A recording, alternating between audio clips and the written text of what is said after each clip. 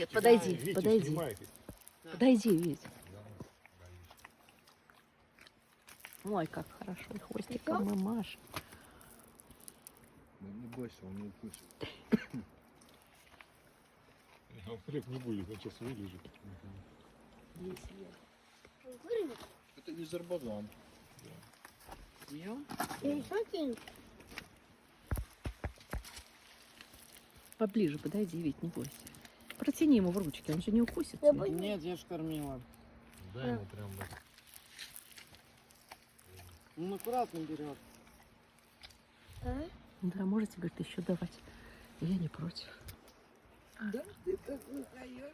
Можно забрать его домой?